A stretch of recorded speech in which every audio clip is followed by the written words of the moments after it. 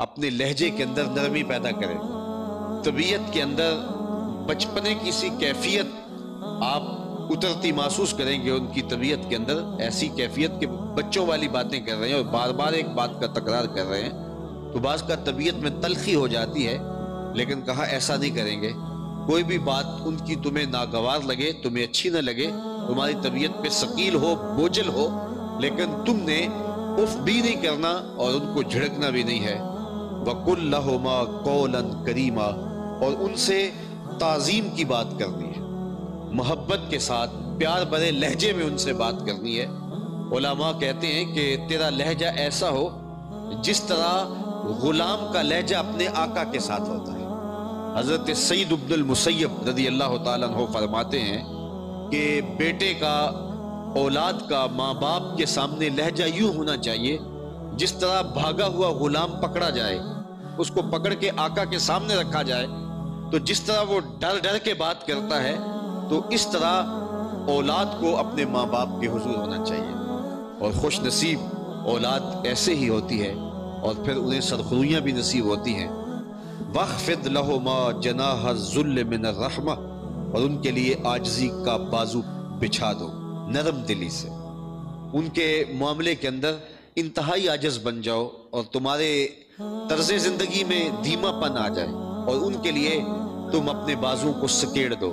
جب پرندہ ہوا میں پرواز کرتا ہے تو بازو پھیلاتا ہے اور وہ اوپر جاتا ہے، اور جب وہ دوبارہ جو ہے وہ نیچے آنے لگتا ہے تو اپنے بازو کو سمیٹ لیتا ہے، تو سمیٹ لیتا ہے تو نیچے آ جاتا ہے۔ تو جب تم اپنے ماں باپ کے حضور جا رہے ہو تو اپنے بازو کو سمیٹ لیا کرو۔ تم بہت بڑے مفتی ہو،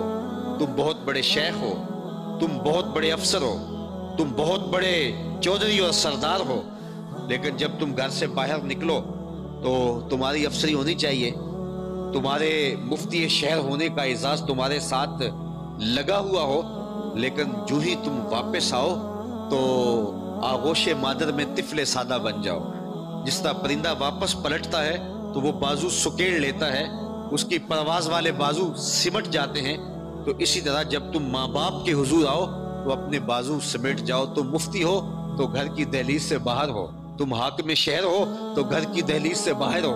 تم خان ہو، بڑے ہو، تم منسٹر ہو تو گھر کی دہلیز سے باہر ہو، اور جب تم گھر کی دہلیز عبور کرو تم فرما بردار بچے بن کے ماں کے حضور حاضر ہو جاؤ اور باپ کے حضور حاضر ہو جاؤ، اپنے بازو سکیڑ لو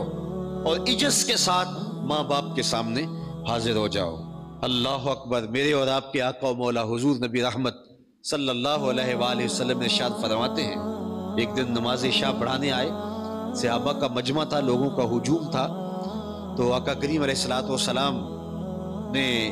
جو ہی مسجد نبوی کے صحن میں قدم رکھا تو صحابہ ادب سے حضور کے استقبال کے لیے کھڑے ہو گئے۔ بس کیا تھا، حضور کی آنکھیں نمناک ہو گئی، حضور کی آنکھوں سے نورانی موتی، شبنمی موتی آنسوں ٹپکنے لگے، اور آقا کریم نے ایک ٹھنڈی آہ بھری اور روتے ہوئے کہا، لو ادرکت والدی او احدہما، اللہ اکبر، لو ادرکت والدی او احدہما، کاش آج میرے ماں باپ زندہ ہوتے، یا کم از کم ان میں سے میری ماں ہی زندہ ہوتی، دو میں سے ایک ہی زندہ ہوتا۔ حضور نے جب آنکھ کھولی تھی تو باپ کا سایہ سر پہ نہیں تھا، اور 6 سال کی عمر تھی۔ ابوا کی ریت کے ٹیلوں میں سیدہ آمنہ سلام اللہ علیہا کا بھی وصال ہو گیا، مدینہ المنورہ سے واپسی تھی، اور ابوا کے مقام پر انہیں سخت بخار ہو گیا، انہیں لگا یہ کہ میرا بخار جان لیوا ثابت ہوگا،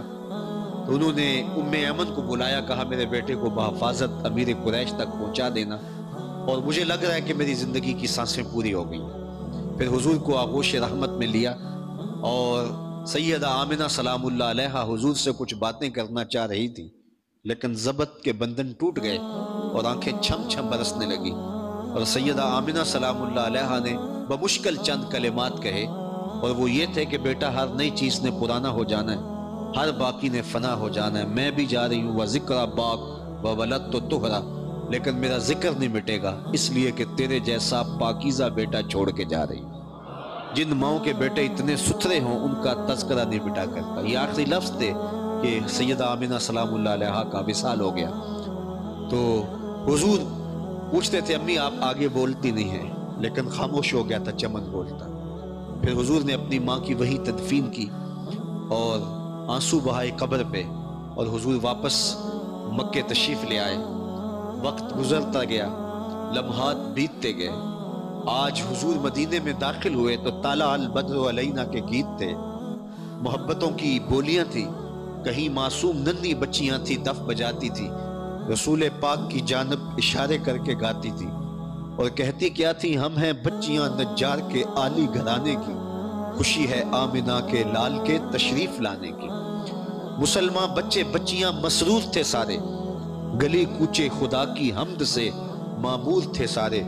نبوت کی سواری جس طرف سے ہو کے آتی تھی، درود و نعت کے نغمات کی آواز آتی تھی۔ زباں پر اشرق البدر علینا کی دعائیں تھی، دلوں میں ما دعا للہ دائی کی صدائیں تھی۔ عجیب رنگ تھا، اور حضور علیہ السلام جب اہل مدینہ کو اپنا دیدار نور دیا تو وہ فدا ہو جاتے تھے۔ آج حضور مسجد نبوی میں آئے تو صحابہ ادب سے کھڑے ہو گئے، تو حضور کو وہ پرانے لمحے یاد آ گئے۔ اب مکے والا زمانہ تو نہیں رہا تھا، وہ ہاتھوں میں اٹھائے ہوئے پتھر کافر راہوں میں کھڑے ہوں اور اجریاں ڈالیں اور راستوں میں کوڑے پھینکیں اور گڑھے کھودیں۔ یہ مدینہ المنورہ کا ماحول ہے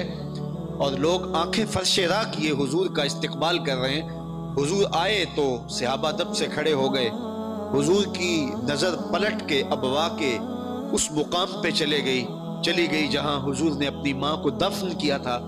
تو پھر آنکھیں چھلکنے لگی۔ تو حضور نے فرمایا کاش آج میری ماں زندہ ہوتی، وَأَنَا أُصَلِّي صَلَاةَ الْعِشَاءِ، اور میں لوگوں کو عشاء کی نماز پڑھا رہا ہوتا، وَأَقْرَأُ فِيهَا بِفَاتِحَةِ الْكِتَابِ، اور اس میں سورہ فاتحہ کی تلاوت چل رہی ہوتی۔ پھر میری ماں کو میرے ساتھ کوئی کام یاد آ جاتا، وہ دروازے پر آتی، چلمن سرکاتی، میٹھے اور مد برے لہجے میں مجھے بیٹا کہہ کے آواز دیتی۔ فرمایا لوگوں میں نماز چھوڑ کے پہلے ماں کی بات سن لیتا۔ تو ماں اللہ کی رحمت کا روپ ہے، والدین اللہ کی کرم نوازیوں کا ایک برستا ہوا بادل ہیں، اور ان کا نعم البدل کیا بدل بھی موجود نہیں ہے۔ تو اگر کسی کے والدین زندہ ہیں تو ان کی زندگی کو غنیمت سمجھو اور ان کی خدمت کو شعار بنا لو۔ انسان بڑی تنہائی محسوس کرتا ہے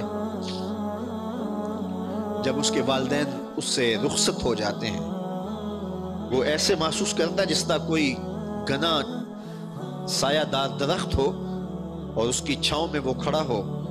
اور وہ درخت ساری تمازت، ساری دھوپ اور ساری حرارت اپنے پتوں کے اندر جذب کر لیتا ہو،